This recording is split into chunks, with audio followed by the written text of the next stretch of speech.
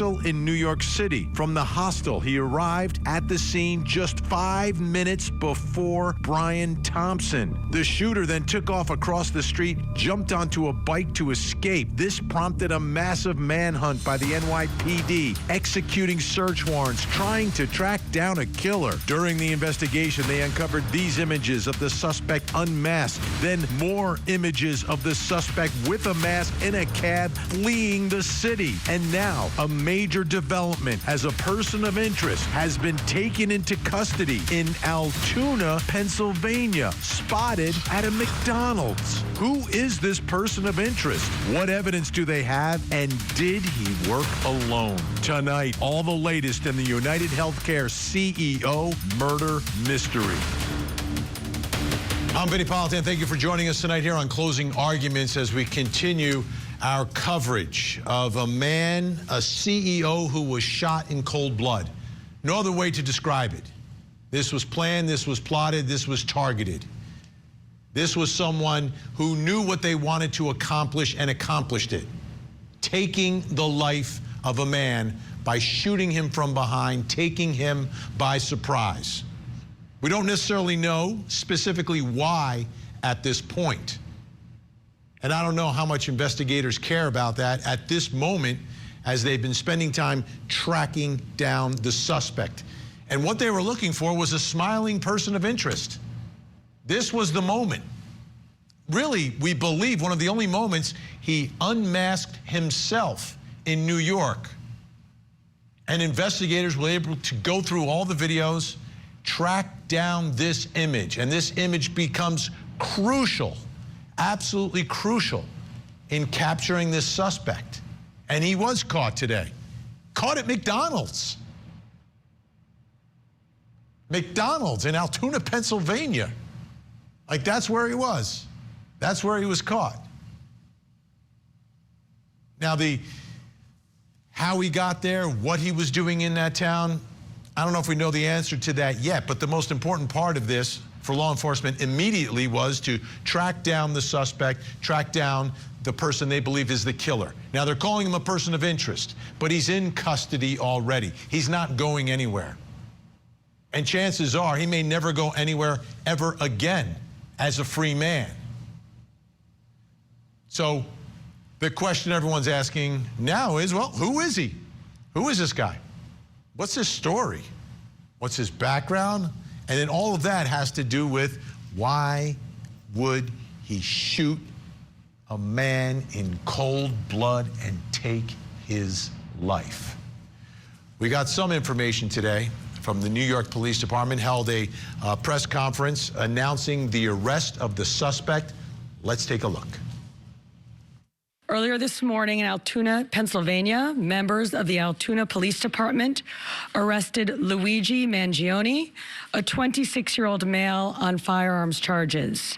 At this time, he is believed to be our person of interest in the brazen targeted murder of Brian Thompson, CEO of UnitedHealthcare, last Wednesday in Midtown Manhattan. The suspect was in a McDonald's and was recognized by an employee who then called local police. Responding officers questioned the suspect, who was acting suspiciously and was carrying multiple fraudulent IDs as well as a U.S. passport. As the commissioner stated earlier, a male was taken into custody today in Altoona, Pennsylvania this morning. He has been identified as Luigi Nicholas Mangione. He's a male, 26 years old. He was born and raised in Maryland. We know he has ties to San Francisco, California, and his last known address was Honolulu, Hawaii. He has no prior arrest history in New York. Members of the NYPD Detective Bureau are currently traveling to Pennsylvania with members of the Manhattan District Attorney's Office to interview this subject. Was his name on your radar? Was he someone who you had been looking into before his arrest? No, we did not have his name prior to today. Will the suspect be brought back to New York and charged here, and when? We're going to have to work that out with the Manhattan District Attorney's Office in Altoona, Pennsylvania. He's going to be facing gun charges there, and at some point we'll work out through extradition to bring him back to New York to face charges here, working with the Manhattan District Attorney's Office. The bottom line, there's a lot of strange facts that maybe a lot of us weren't necessarily expecting connected to this man and connected to the investigation. Like the first one, they had his image for days. yet they didn't know his name. Like, no one came forward to say, hey, that was my college roommate, or that's my nephew, or that's the guy I used to live next door to, or that's the guy who comes into my shop for his Starbucks all the time. Nobody. Apparently they didn't give the name to the NYPD. People didn't recognize him. You know who recognized him? Someone in McDonald's. Wow. Joining me here in studio tonight, she was all over New York last week, tracking the suspects' movements. Court TV legal correspondent Kelly Craft. Kelly, great to see you. Thanks for joining us. What a big, big, big day. Luigi, by the way, is his name. Luigi Mangione was just arraigned in Pennsylvania. What do we know? A lot, and this moved so quickly, Vinny. 9:15 this morning, so that is when authorities received the call and then went to the McDonald and began questioning him. And tonight, they just had the arraignment. It just wrapped up a short time ago. We were monitoring that arraignment there in Pennsylvania. So the charges, forgery, tampering with records or identification, possessing instruments of a crime, false identification to law enforcement. And so now we also have this mugshot. This is courtesy of Fox News Digital. So getting a lot of information here, but Vinny, moving so quickly here with getting him arraigned, making sure they're getting all this taken care of because they believe this is the guy that shot and killed Brian Thompson, the CEO of UnitedHealthcare. Yeah, I'm looking. I don't think he expected to get caught. You're going to McDonald's. Like, if you are really worried, you're going to hang a little bit lower. So tell us about that arrest at McDonald's. Yeah, Vinny, and I didn't know. I was wondering the same thing, but then I thought maybe he wanted to get caught. I have no idea. So the officers came in. The McDonald's employee notices him, feels that there's a man in there that looks a little bit suspicious, calls the authorities. The authorities come and begin questioning him, and the words are that when they started asking him some questions about New York, he got really, really nervous. And so then he kind of knew, okay, this is it. I'm going to be caught now. And we've learned so much about him, Vinny. You and I were talking about it, and his background.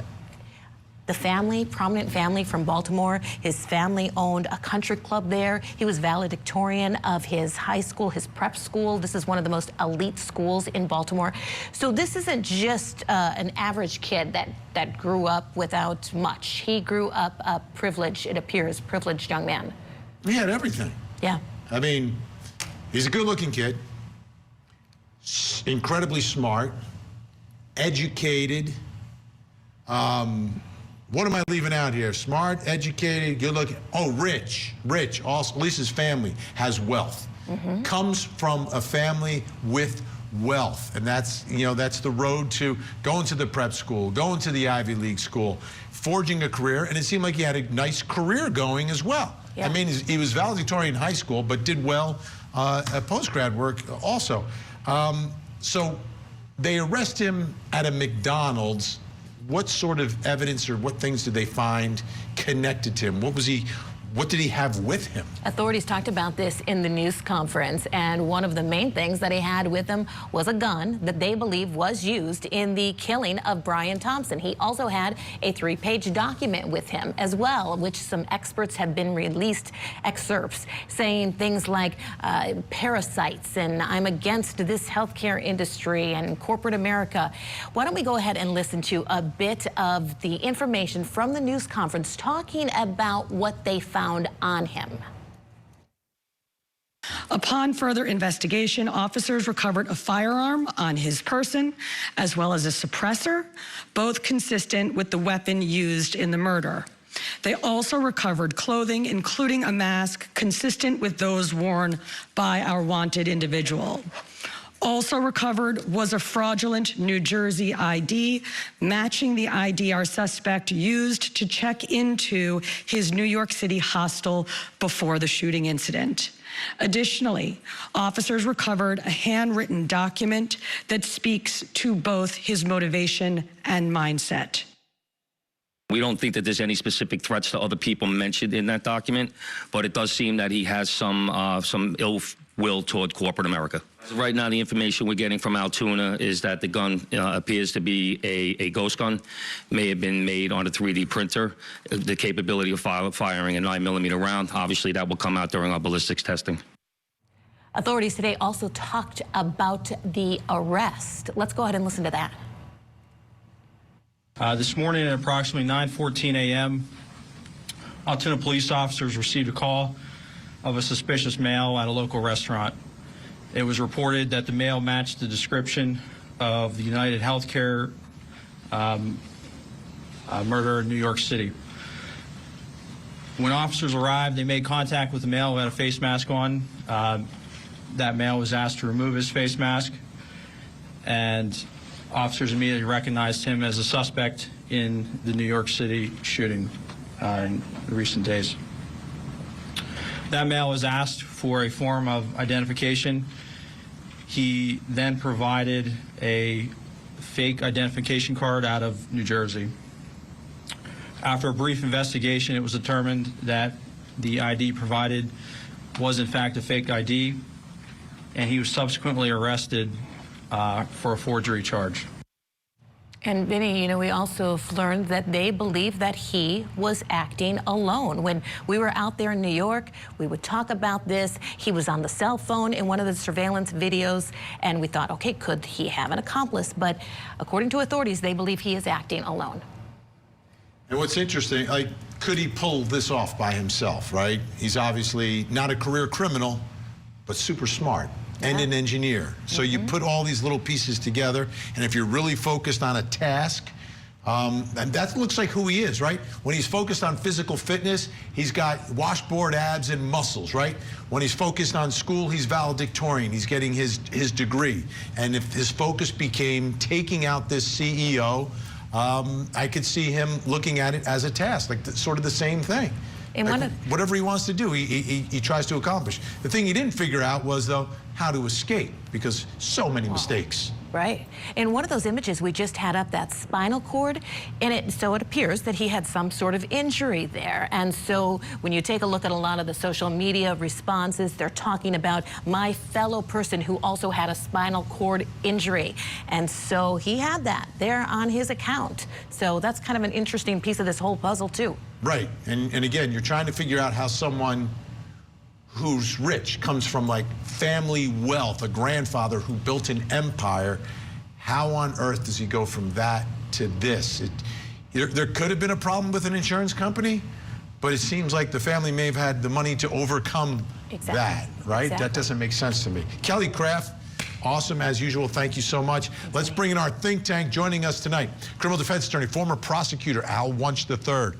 Also joining us, criminal defense attorney Darnell Crossland and family law attorney Jennifer Brandt. Great to see everyone tonight. Big, big day. All right, there's a lot of different directions we can go with what we're learning right now, but I want to start with the evidence first, Al. And I look at what was obtained at his arrest. Seems like it's going to be a big part of connecting him to everything, like not ditching stuff. The gun, the suppressor, the mask, the ID, and then, of course, he's got his motive literally in his pocket in this written so-called manifesto against corporate America. How about that, Al? And from the beginning, I've told you when we've discussed this case, you and I, that this man has left so many breadcrumbs that led right to him. Everything he's done was a mistake. As smart as he was, he's also extremely foolish. Right from the beginning, the way everything was set up, he had too many mistakes that I knew it would just be a matter of time before he got, caught. And having all of that information, having that illegal gun on him, having the phony ID, you would think that the first thing you would do is ditch the phony ID, okay, which he did not do. He had it on him. In fact, he used it to try to get the cops off of his tail. So, this is not as smart as he is. And Gilman is a beautiful school. I've been to it because we play football against them every year, Don Bosco, and also lacrosse. They're an excellent athletic school, excellent academic school, absolutely gorgeous campus. And this man was valedictorian. But you know what? As smart as he was pretty dumb. Yeah.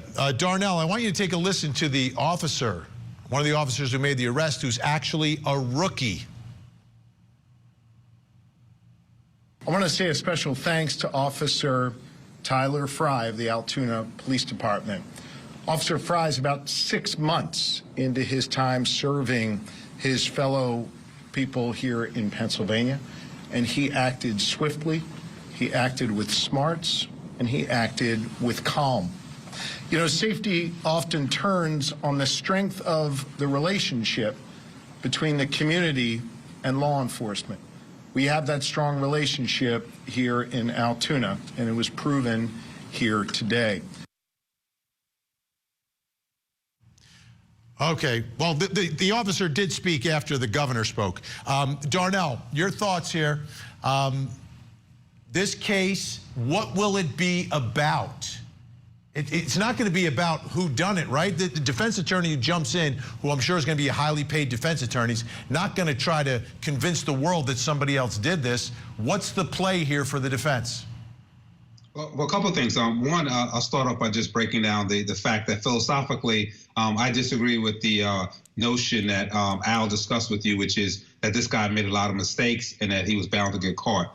In fact, from the minute this case started, I said this guy is exactly what you said he is. He's smart. He's an engineer. He does everything for a reason. And I knew that he wanted to leave some kind of trail. I knew that he was going to take that manifesto and maybe talk about it, write about it. It seemed like he wanted to make that his point. And so I feel that he wanted to get caught. Now, in terms of what this case is going to turn on, a lot of what you're seeing in social media, just like you said with Julie in the beginning, is going to be about this idea of, to me, jury nullification. A lot of people didn't call, as you said, and say, that's my neighbor, that's my friend. Why? Because there's a split where there's so many people who feel that the healthcare administration has taken advantage of them. If you look at social media, a lot of people were saying, we don't know where he is, sorry, out of network.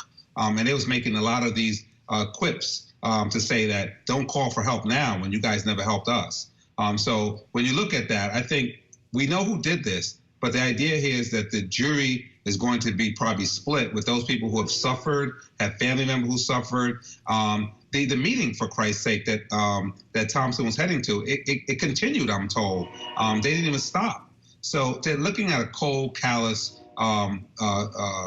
company or industry, and people are going to be really upset about this, and they are upset. So they're going to be a split, and I'm sure the defense attorneys are going to play towards that in some way. Jennifer Brandt, what's your reaction tonight? I'm just shocked. This young man had everything handed to him at birth.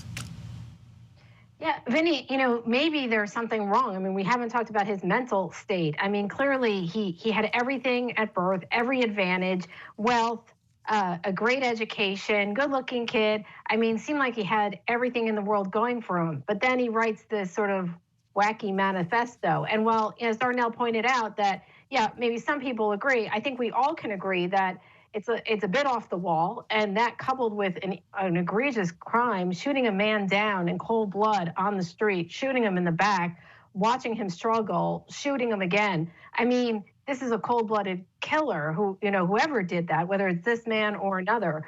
But I think we have to talk about his mental state. I mean, clearly something is not right there. With all the intelligence that he had, something was wrong. Anyone who could go and do something like this to another person, there's got to be something going on there. So maybe that'll be the focus of the defense. Well, I'll tell you, it's going to be the focus of our next segment, because we're going to go inside the mind of the suspect, plus coming up next hour.